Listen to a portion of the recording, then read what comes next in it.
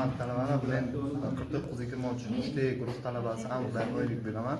Bugungi laboratoriya mavzuyimiz fazali ikki cho'g'amli uchburchak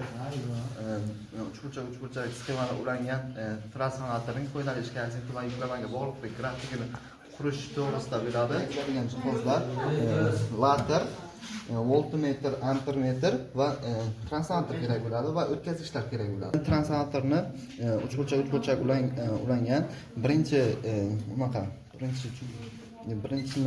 ikkinchini boshiga, ikkinchini uchinchini boshiga, uchinchini boshini birinchini boshiga ulagan holda o'tkazamiz. Mana o'tkazgichlarni ulaganmiz. Bizga laterniga ham voltmetrni, ampermetrni ulagan holda son qiymatlarni olamiz.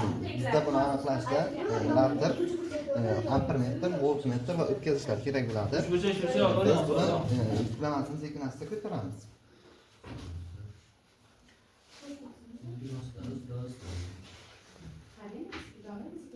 Buni yuklamasi 150 amperdan oshib ketmasligi kerak.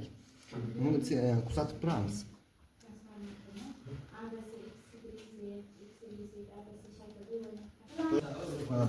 Sekin-asta ko'taramiz va voltmetr va ampermetrga qarab turamiz.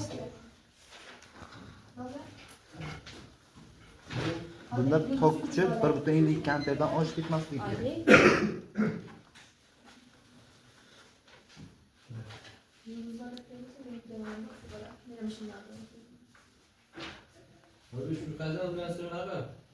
Uchburchak.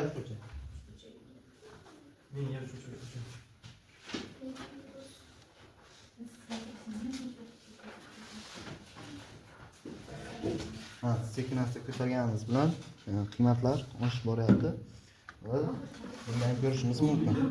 Bizda bu kuchlanish bilan tok kuchini o'lchab olganimizdan keyin faza sinchish burchagi o'lchovchi apparat yordamida kosinus qiymatini ham aniqlaymiz. Buni yoqamiz.